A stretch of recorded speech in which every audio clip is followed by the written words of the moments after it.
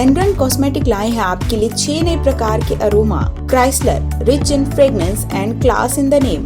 Mysterio, this fragrance brings people close. Forest, the classic wild green fragrance. Midnight, once upon a midnight dreary. उरुसा, one of the most loved fragrance. Bond Street, perfect fragrance to make a right impression at first sight. एनरन का इत्र आपको पूरे दिन खुशनुमा रखेगा। एक बार आप भी इसे जरूर इस्तेमाल करें।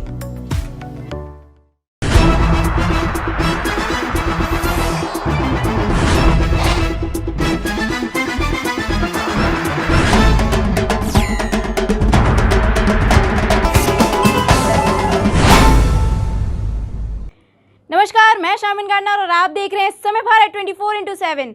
देश में आज से 60 वर्ष से ऊपर के लोगों को लगेगा कोरोना का तीसरा टीका। हेल्थ केयर वर्कर्स और फ्रंट लाइन वर्कर्स भी दायरे में। कोरोना महामारी की तीसरी लहर में डरावना ट्रेंड दिखने लगा है। देश में रोजाना 1 लाख से ज्यादा मामले दर्ज हो रहे हैं। बुजुर्गों का इम्यूनिटी सिस्टम कमजोर होता है, ऐसे में वही ज्यादा खतरे में हैं। इसी को देखते हुए देश में आज यानी 10 जनवरी से 60 साल से ज्यादा उम्र के बुजुर्गों को प्रिकॉशन डोज लगना शुरू हो रहा है। स्वास्थ्य मंत्रालय के मुताबिक देश में 60 साल से ज्यादा उम्र के करीब 11 करोड़ बुजुर्ग हैं। बुजुर्गों के साथ फ्रंटलाइन वर्कर्स और हेल्थ केयर वर्कर्स को भी यह तीसरा डोज दिया जाएगा। चुनाव में ड्यूटी लगने वाले लोगों को भी फ्रंटलाइन वर्कर की कैटेगरी में रखा गया है। इन्हें मिलाकर देश में करीब 3 करोड़ फ्रंटलाइन वर्कर्स और हेल्थ केयर वर्कर्स हैं। इन सभी को प्रिकॉशन डोज लगवाने की पात्रता है। जिन लोगों को 3 मई या उससे पहले दूसरा डोज लगेगा, उन्हें 31 जनवरी तक प्रिकॉशन डोज मिलेगा। जो भी संबंधित व्यक्ति प्रिकॉशन डोज के लिए एलिजिबल हो जाएगा तो कोविन उन्हें टेक्स्ट मैसेज भेजकर सूचना देगा कि तीसरा डोज लगवाने का समय आ गया है। अब कोरोना का कहर सुप्रीम कोर्ट पर बरसा। 4 जज कोरोना पॉजिटिव, 150 कर्मचारी भी कोरोना की चपेट में।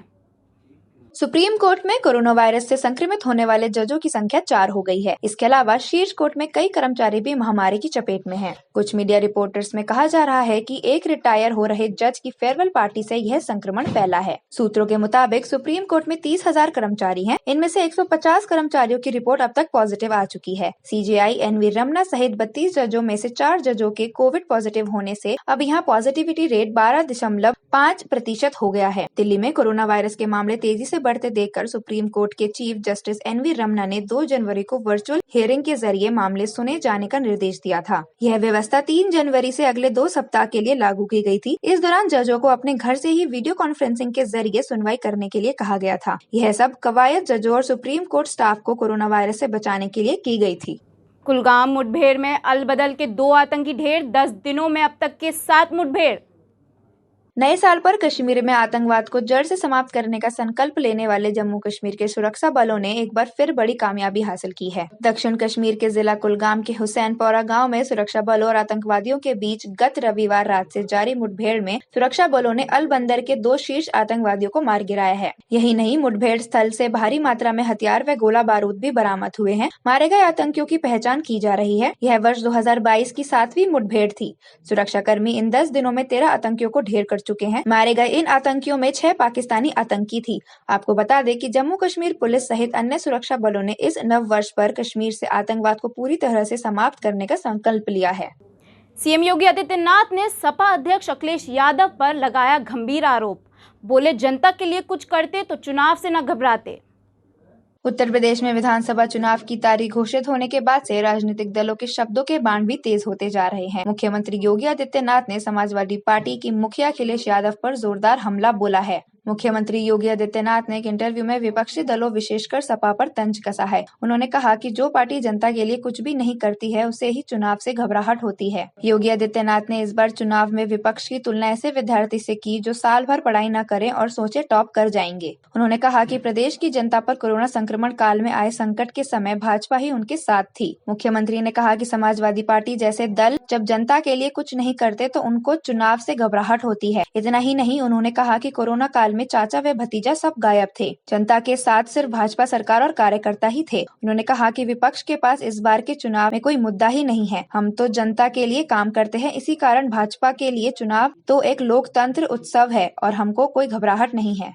उत्तर प्रदेश में विधानसभा से पहले स्वतंत्र देव ने सपा पर कसा तंज। बोले, राम मंदिर पर बुलडोजर चलाने के लिए आना चाहते हैं अखिलेश। सपा और भाजपा के नेता एक दूसरे पर लगातार निशाना साध रहे हैं। अब भाजपा प्रदेश अध्यक्ष स्वतंत्र सिंह ने सपा द्वारा दिए गए नारे 10 मार्च को आ रहे हैं अखिलेश पर तीखी टिप्पणी की है। उन्होंने कहा कि अखिलेश ने जनता के लिए ऐसा क्या किया है जो उन्हें सत्ता में लाया जाए। वो तो जिन्ना की मूर्ति लगवाने, सरदार पटेल की मूर्ति हटाने, राम मंदिर पर बुलडोजर चलाने और माफिया गुंडों को संरक्षण देने के लिए आना चाहते हैं। भाजपा प्रदेश अध्यक्ष ने कहा कि सपा की झूठ और फरेब की राजनीति जनता के सामने खुलकर आ गई है। कोरोना काल में जनता को तिलांजलि देकर अखिलेश ने बता दिया कि वह सत्ता के आगे जनता को कुछ नहीं समझते हैं। जनता उन्हें देख परख चुकी है और योगी का सुशासन भी देख चुकी है। दिल्ली एनसीआर में बारिश के बाद लोगों को प्रदूषण से मिली राहत, 50 के करीब पहुंचा AQI। लगातार 3 दिन तक हुई बारिश ने दिल्ली एनसीआर के करोड़ों लोगों को वायु प्रदूषण से बड़ी राहत प्रदान करी है। System of air quality and weather forecasting and research के अनुसार दिल्ली में सोमवार को एयर क्वालिटी इंडेक्स 53 है, जो संतोषजनक की श्रेणी में आता है। सफर इंडिया का कहना है कि तेज बारिश के असर से मिली यह राहत अभी 1-2 दिन और बरकरार रहने की संभावना है। इससे पहले रविवार को भी लगातार दूसरे दिन दिल्ली वासियों को साफ हवा में सांस लेने का मौका मिला। सिर्फ दिल्ली ही नहीं, एनसीआर में भी इस वक्त बिल्कुल साफ हवा चल रही है। सभी जगह का एयर इंडेक्स 100 से भी नीचे यानी संतोषजनक श्रेणी में पहुंच गया है। ग्रेटर नोएडा का एयर इंडेक्स तो 50 से भी नीचे यानी अच्छी श्रेणी में दर्ज किया गया है। केंद्रीय प्रदूषण नियंत्रण बोर्ड द्वारा जारी एयर क्वालिटी बुलेटिन के अनुसार रविवार को दिल्ली का एयर इंडेक्स सिर्फ 69 था। शुक्रवार को यह 91 था, यानी 24 घंटे के भीतर इसमें 22 अंकों की और गिरावट आ गई है। 51 से 100 अंकों तक के एयर इंडेक्स को वायु गुणवत्ता की संतोषजनक, जबकि 50 से नीचे अच्छी श्रेणी में रखा जाता है। मालविका सूद के कांग्रेस में शामिल होने पर सियासत शुरू, मोगा विधायक ने जताया रोष, बोले पार्टी में आना ठीक लेकिन चुनाव टिकट ना दें। बॉलीवुड स्टार सोनू सूद की बहन के कांग्रेस में शामिल होने को लेकर कंट्रोवर्सी खड़ी हो गई है। वह विधानसभा चुनाव क्षेत्र मोगा से चुनाव टिकट की मांग कर रही हैं। इसके साथ ही मोगा से ही कांग्रेस के विधायक हरजोत कमल ने विरोधी सुर अलापने शुरू कर दिए हैं। विधायक ने अपने घर पर कांग्रेस पार्षद और सरपंचों को इकट्ठा करके कहा कि अगर मालविका को टिकट दे दी जाती है तो यह सही नहीं रहेगा। दूसरी तरफ विधायक के विरोधी खेमे के नेताओं ने मालविका को बधाई भी दी है और उनका साथ देने का वादा भी किया है। जैसे ही यह सूचना कांग्रेस नेताओं को मिली कि मालविका ने कांग्रेस की सदस्यता ले ली है, तभी से कांग्रेस का एक गुट उनसे मुलाकात करने पहुँच गया। विधायक भी 2 दिन से चंडीगढ़ में डेरा डाले हुए थे और वापस लौट कर ही उन्होंने कांग्रेसियों से मुलाकात की। भाजपा प्रदेश अध्यक्ष विष्णु दत्त शर्मा ने किया मंदसौर दौरा, कांग्रेस पर साधा निशाना, कहा कांग्रेस का अस्तित्व खत्म हो चुका। भारतीय जनता पार्टी मध्य प्रदेश के प्रदेश अध्यक्ष विष्णु शर्मा आज मंदसौर के दौरे पर है। पार्टी और संगठन की दृष्टि से यह दौरा महत्वपूर्ण माना जा रहा है। मंदसौर पहुंचने के बाद वीडी शर्मा ने भगवान पशुपतिनाथ के दर्शन कर पूजा अर्चना किया। इसके बाद मीडिया से चर्चा में भाजपा प्रदेश अध्यक्ष ने कहा कि भगवान पशुपतिनाथ के दर्शन कर दुनिया के सबसे लोकप्रिय नेता और हमारे प्रधानमंत्री नरेंद्र मोदी की दीर्घायु की कामना की। साथ ही वीडी शर्मा ने कांग्रेस पर भी निशाना साधा और कहा कि कांग्रेस का अस्तित्व अब खत्म हो चुका है और देश में कांग्रेस का अस्तित्व अप्रासंगिक हो चला है। बारिश और ओलावृष्टि के चलते किसानों की फसलें को हुए नुकसान में वीडी शर्मा ने कहा कि संकट की घड़ी में हमारी सरकार किसानों के साथ खड़ी है। हमने मुख्यमंत्री शिवराज सिंह चौहान का अवगत करा दिया है। भगवान पशुपतिनाथ के चरणों में आज उनका आशीर्वाद लेने के लिए आए हैं और अभी भगवान से प्रार्थना की है और हवन पूजन के साथ, महामृत्युंजय के जाप के साथ भारत के हमारे लोकप्रिय प्रधानमंत्री, दुनिया के सर्वाधिक लोकप्रिय नेता आदरणीय नरेंद्र मोदी जी के दीर्घायु के लिए और देश के अंदर और वो शक्ति और ताकत से काम कर सकें, आज हम सब ने मिलकर के भगवान पशुपतिनाथ से प्रार्थना की है।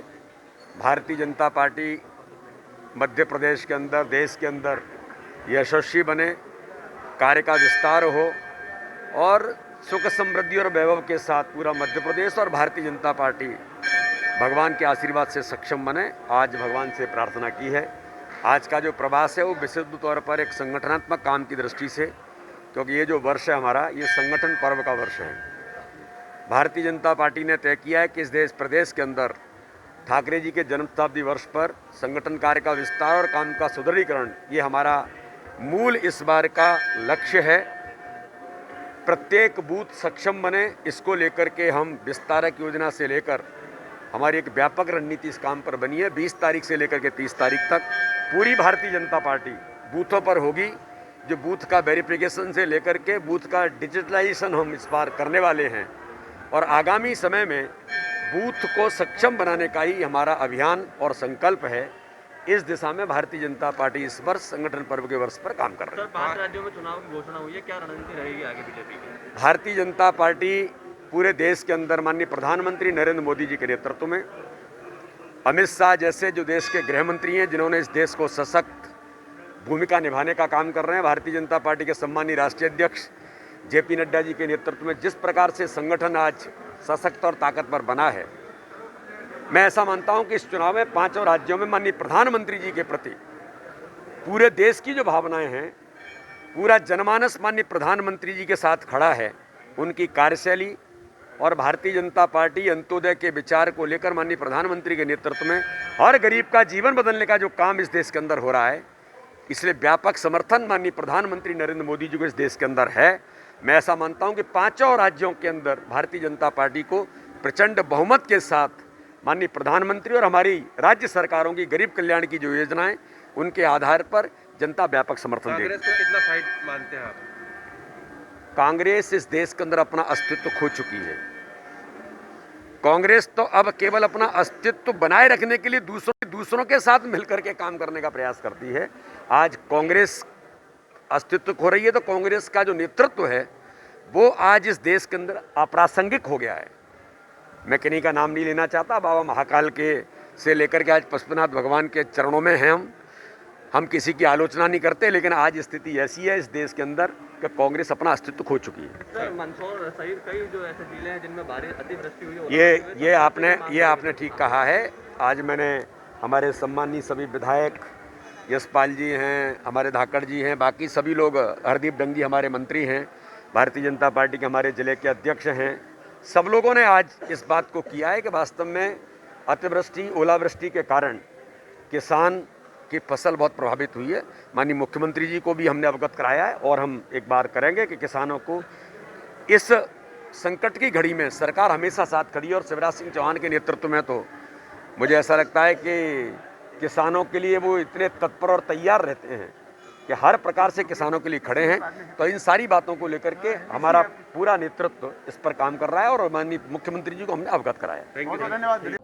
4 दिनों से लगातार हो रही मूसलाधार बारिश में ढहा गरीब का आशियाना, घर के बगल में बंधी भैंस की दबकर हुई मौत।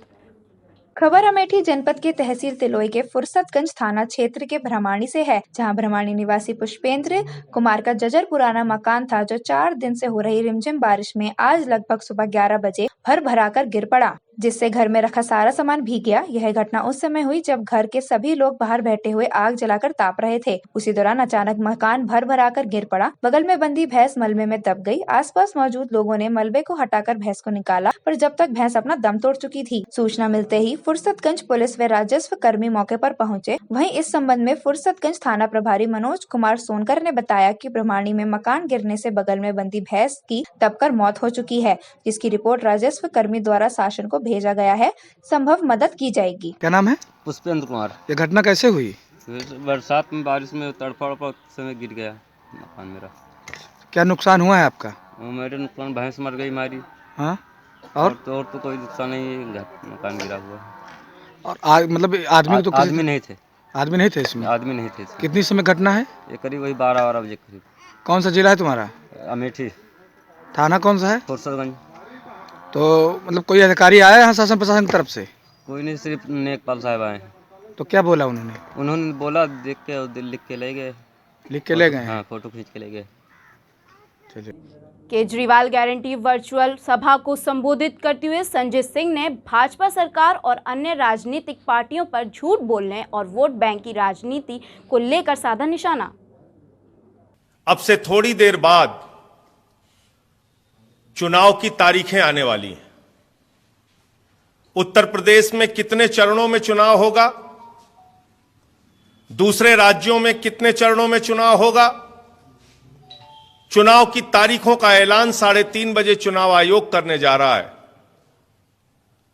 मुझे आज बनारस में सीधे आपके बीच में आके रैली करना था, लेकिन जब मैं आपसे बात कर रहा हूं उस वक्त 4 लाख से ज्यादा हिंदुस्तान में कोरोना के केसेस आ चुके हैं।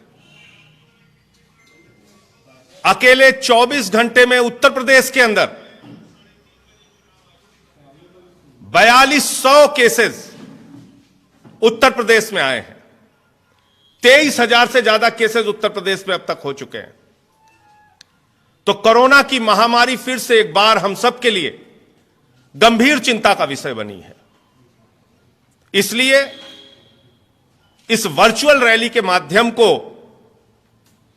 हम लोगों ने इस्तेमाल करने की शुरुआत की है। मैं बनारस के साथी और उत्तर प्रदेश के सह प्रभारी चुनाव प्रभारी अभिनव राय जी, रोहनिया विधानसभा के प्रत्याशी पल्लवी वर्मा जी, सेवापुरी विधानसभा के प्रत्याशी कैलाश पटेल जी, पिंडरा विधानसभा के प्रत्याशी अमर सिंह जी, वाराणसी उत्तरी विधानसभा के प्रत्याशी डॉक्टर आशीष जायसवाल जी, वाराणसी दक्षिणी विधानसभा प्रत्याशी अजीत सिंह जी, कैंट विधानसभा प्रत्याशी वाचस्पति श्रीवास्तव जी और शिवपुर विधानसभा के प्रत्याशी सतीश सिंह जी, आप सबका स्वागत अभिनंदन करता हूं। और जितने भी लोग इस रैली में, इस वर्चुअल रैली में जुड़े हैं, उन सबका हृदय से स्वागत और अभिनंदन करता हूं। साथियों और दोस्तों, उत्तर प्रदेश आज एक बड़ी चुनौती के दौर से गुजर रहा है। अगर हम किसान की बात करें तो उससे वादा किया गया था कि तुम्हारा कर्ज माफ किया जाएगा, लेकिन 2 रुपए, 1 रुपए, 10 रुपए कर्ज माफ करके उसको अपमानित किया गया। 3 काले कानून उसके खिलाफ बनाए गए। 1 साल तक वो सड़क पर बैठा रहा, उसको लाठियों से पीटा गया, उसके ऊपर आंसू गैस के गोले छोड़े गए, दुश्मन देश के नागरिक की तरह उससे व्यवहार किया गया।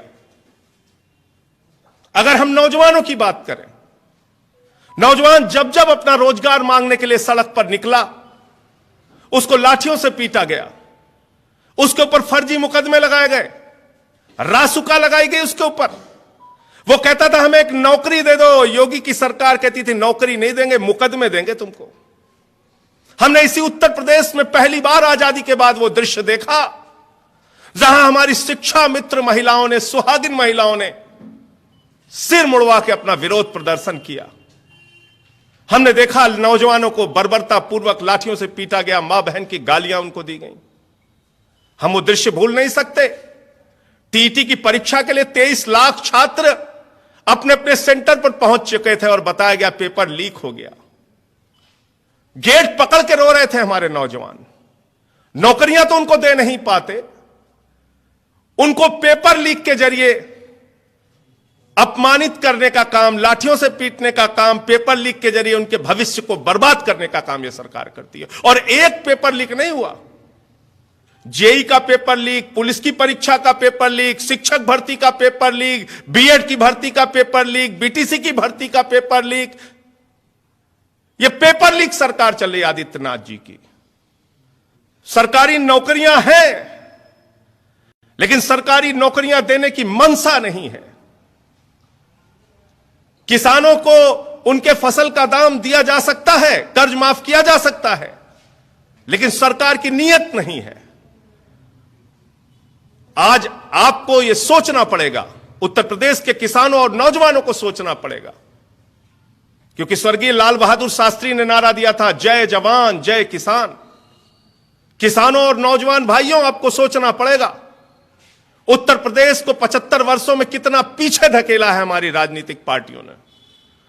और कोई एक दल नहीं, कांग्रेस पार्टी का लंबे समय तक राज रहा, समाजवादी पार्टी का लंबे समय तक राज रहा, बहुजन समाज पार्टी का लंबे समय तक राज रहा, और यह भारतीय जनता पार्टी जिसने देश को बर्बाद करने का ठेका ले रखा है, उसका लंबे समय तक उत्तर प्रदेश में राज रहा। हमको कुछ नहीं हासिल हुआ, ये अरबपति करोड़पति बनते चले गए।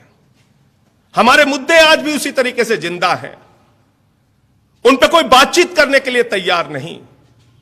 माताओं बहनों की सुरक्षा की बात अगर हम उत्तर प्रदेश में करें, एंटी रोमियो बनाने की बात कहती थी भारतीय जनता पार्टी। कहती थी हम महिलाओं को सुरक्षा देंगे, नारी शक्ति का मिशन चलाया इन लोगों ने।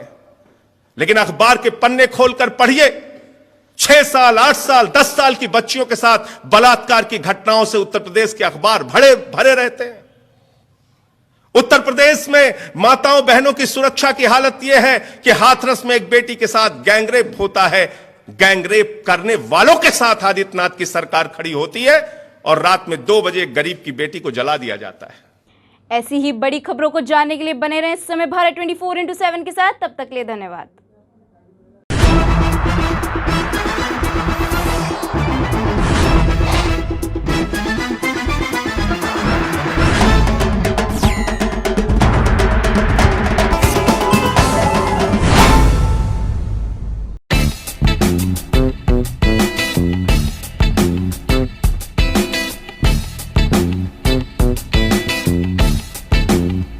छोटा ही सही लेकिन खूबसूरत हो आपका आशियाना, तो नई टेक्निक्स और डिजाइन्स का इस्तेमाल करके आप अपने घर को बेहद ही खूबसूरत और आकर्षक बनवा सकते हैं।